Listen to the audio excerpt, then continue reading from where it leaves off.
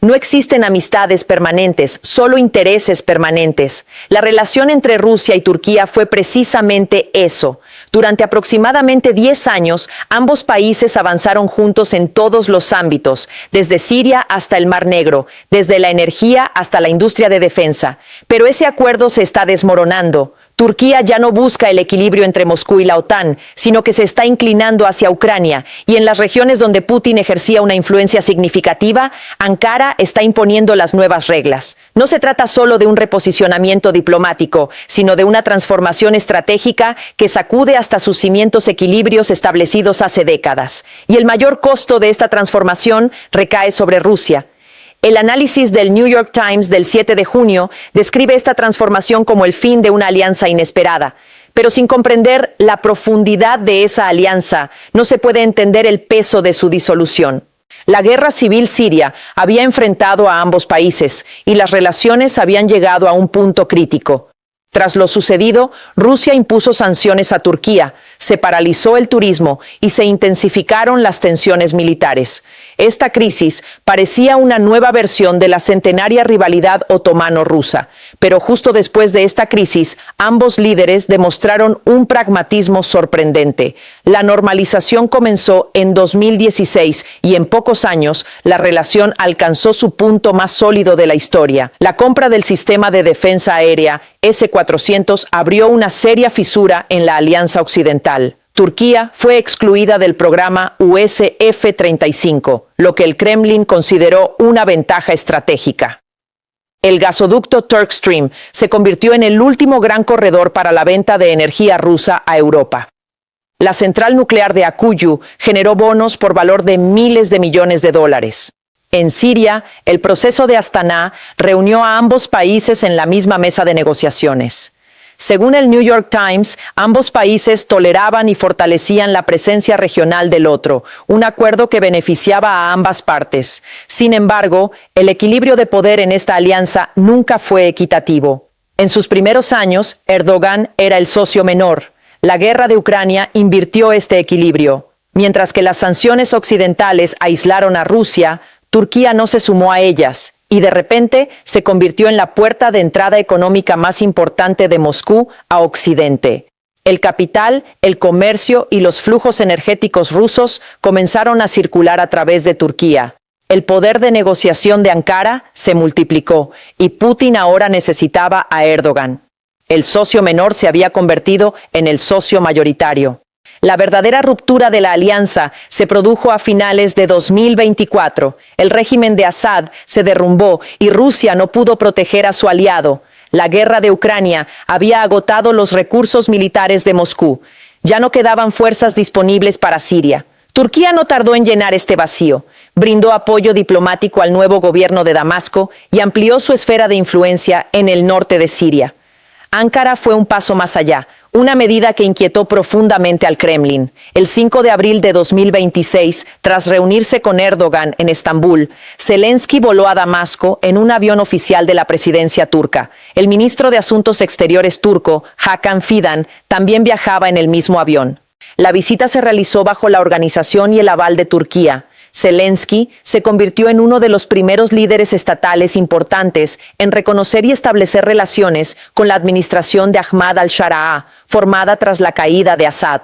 Sobre la mesa se abordaron la cooperación militar y de seguridad, la transferencia de tecnología de drones y experiencia de la industria de defensa ucraniana a Siria, y la transformación del ejército sirio, desde su estructura de estilo soviético a una fuerza moderna. También se abordaron los proyectos energéticos y el papel de Ucrania en la reconstrucción de Siria. Y el tema que todos notaron, pero que nadie mencionó abiertamente, también estuvo sobre la mesa: el futuro de la base naval rusa de Tartus y la base aérea de Khmeimim. El significado de esta visita fue diferente para cada parte. Ucrania debilitó directamente la influencia de Moscú en Oriente Medio al establecer relaciones con el antiguo aliado de Rusia. Se convirtió en un actor clave en la diplomacia regional, en lugar de ser simplemente un bando combatiente. Turquía desempeñó un papel mediador clave, tanto en Ucrania como en la nueva administración siria, al transportar a Zelensky en su propio avión. Para Rusia, la situación era tensa. El nuevo gobierno de una región que antes dominaba ahora discutía la cooperación militar con Ucrania. El Kremlin calificó la visita de oportunista, pero prácticamente no pudo lanzar una respuesta contundente. No pudo hacerlo porque el apoyo de Turquía a Ucrania había comenzado mucho antes que en Siria, y su magnitud superaba la de la mayoría de sus aliados. Los drones Bayraktar TB2, fabricados por Baykar Makina, se convirtieron en una de las armas que cambiaron el curso de la guerra. A partir de 2019, se entregaron decenas de TB2 a Ucrania, cifra que superó los 50 envíos durante la guerra. En las primeras semanas del conflicto, los convoyes blindados rusos que avanzaban hacia Kiev fueron aniquilados por los TB2. La Operación Isla Serpiente se convirtió en el símbolo de estos drones. Turquía también envió vehículos blindados Kirpi, municiones guiadas por láser y sistemas de guerra electrónica, y a medida que avanzaba la guerra, el apoyo fue más allá del armamento militar. Ankara contribuyó directamente a la supervivencia económica de Ucrania al mediar en el acuerdo de granos del Mar Negro.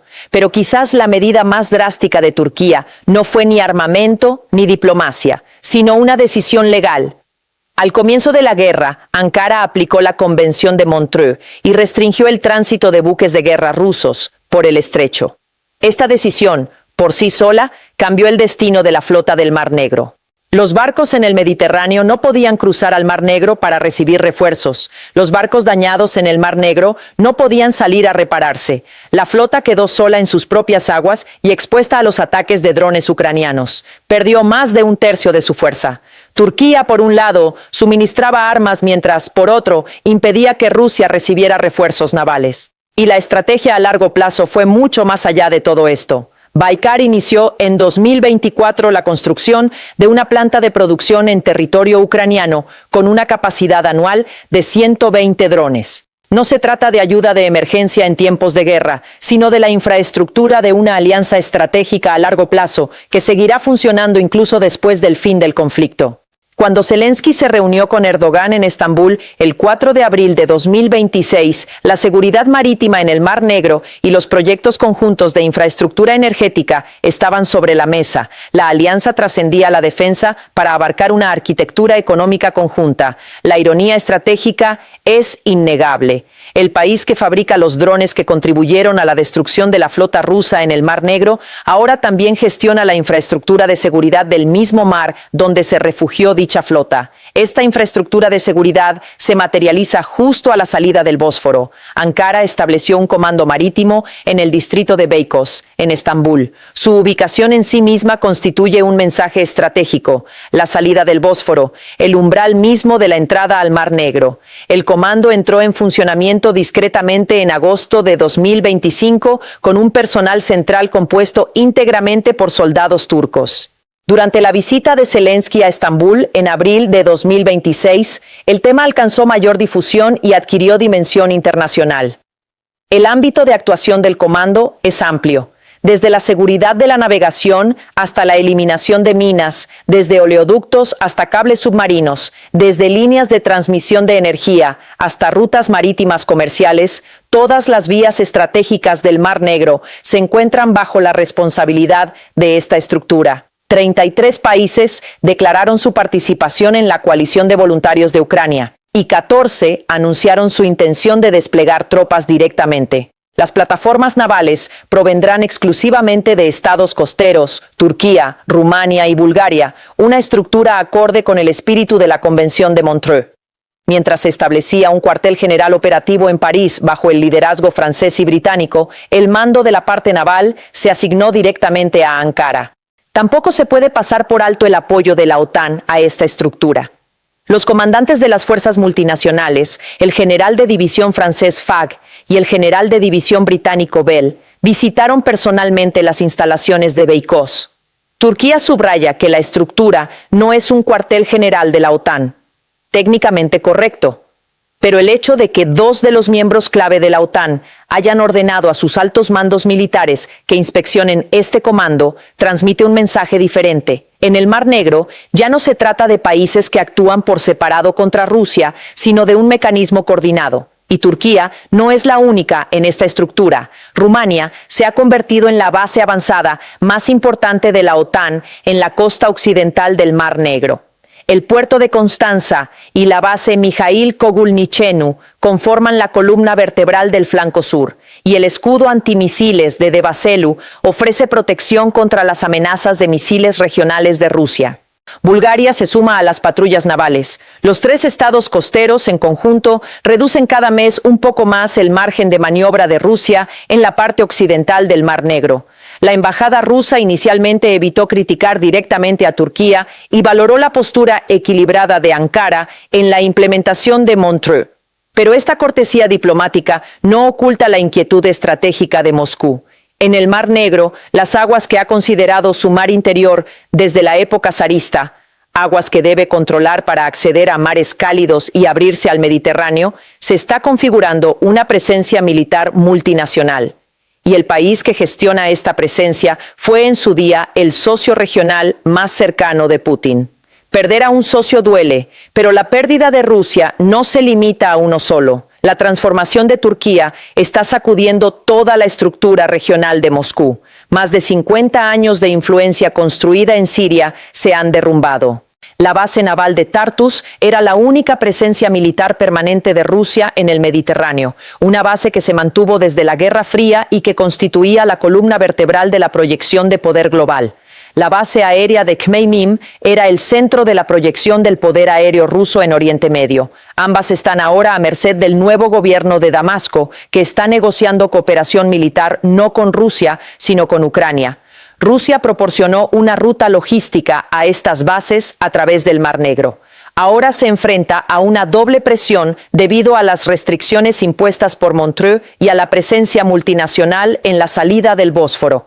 A medida que se reduce el acceso al Mediterráneo, disminuye la capacidad de proyección de poder de Rusia desde África hasta Oriente Medio.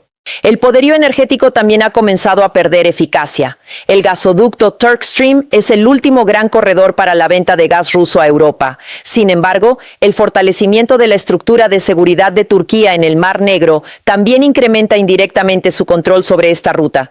Cuando Rusia quiera utilizar la energía como arma, se encontrará con una Ankara más organizada y decidida, y la pérdida no se limita a Turquía.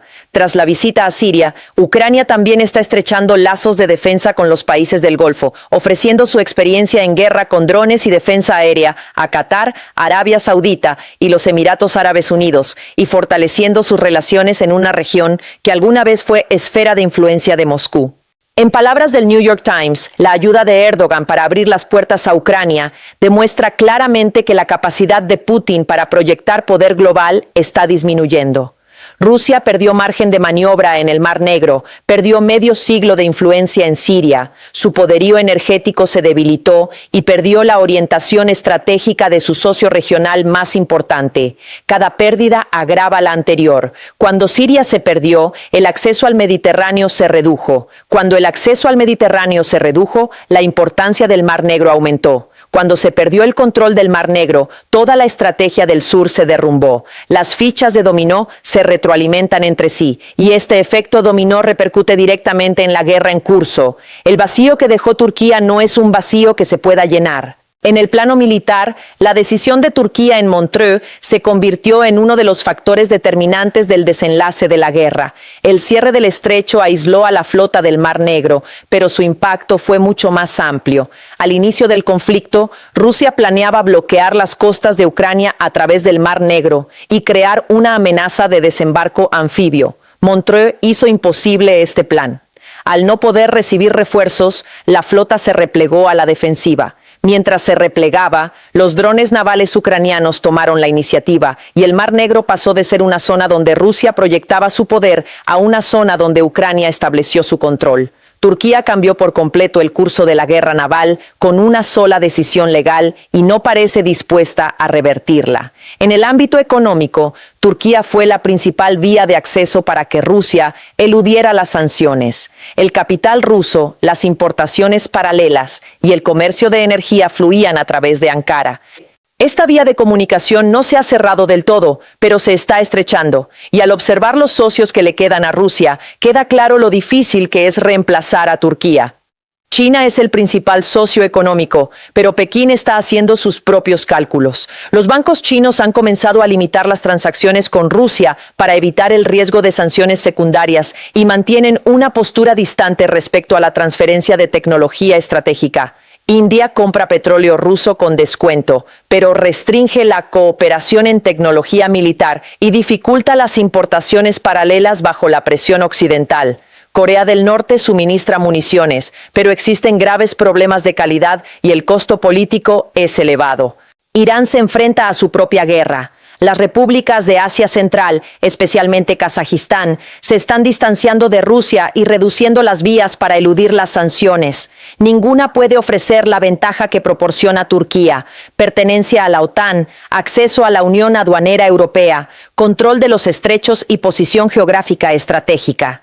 A medida que se profundiza el aislamiento económico de Rusia, los ingresos que alimentan su maquinaria bélica disminuyen y esta disminución se materializa en el frente en forma de escasez de municiones, combustible y repuestos. En el plano político, la pérdida es quizás la más grave. Turquía fue durante años una de las bases diplomáticas más valiosas de Rusia, un aliado dentro de la OTAN.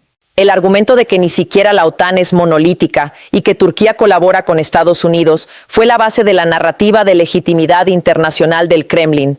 Dicha narrativa se está desmoronando y la postura de Turquía genera un efecto de señalización. Otros países que buscan el equilibrio de poder, India, las monarquías del Golfo, las repúblicas de Asia Central, observan atentamente la orientación de Ankara. Si la rentabilidad de la alianza con Rusia disminuye, mientras que el costo aumenta, Ankara no es la única capital que hace estos cálculos. Si bien Ankara no es la única capital que hace estos cálculos, en sus estimaciones, Rusia aún tiene una ventaja considerable. Los lazos económicos entre Turquía y Rusia siguen siendo profundos. Rusia sigue siendo uno de los principales proveedores de gas natural de Turquía, y en los meses de invierno, esta dependencia alcanza niveles críticos. La central nuclear de Akuyu, construida con tecnología rusa y pieza clave en los planes energéticos a largo plazo de Turquía, cuenta con una inversión multimillonaria. El volumen de comercio entre ambos países alcanzó niveles récord incluso durante el periodo de sanciones, y millones de turistas rusos visitan Turquía cada año. Estos ingresos no son una cifra que Ankara pueda dejar escapar fácilmente. Moscú puede utilizar cada una de estas opciones como palanca de negociación. Puede restringir el flujo de gas, detener el proyecto Akuyu o imponer un boicot turístico. Estas no son amenazas teóricas. Rusia jugó exactamente estas cartas durante la crisis aérea de 2015. La estrategia de Erdogan tampoco es una ruptura total, sino una distancia controlada. Ofrece servicios de apoyo sin interrumpir Turkstream. Aplica las directrices de Montreux manteniendo el diálogo diplomático. Llena el vacío en Siria sin excluir por completo a Rusia. El proceso de Astana continúa formalmente. Este equilibrio de concesiones mutuas es una característica estructural de la política exterior turca. Erdogan lo ha gestionado magistralmente durante décadas, pero el centro de gravedad de dicho equilibrio se ha desplazado claramente. Rusia tiene influencia, pero cada acción tiene sus pros y sus contras. Si corta el suministro de gas, pierde los ingresos de Turkstream. Si paraliza el proyecto Akuyu, tira por la borda miles de millones de dólares en inversiones. Si impone un boicot turístico, castiga a sus propios ciudadanos. Erdogan es un líder pragmático y el pragmatismo exige actualmente distanciarse de Moscú. La rivalidad otomano-rusa, que se remonta a siglos atrás, demuestra que estas dos potencias no son aliadas naturales.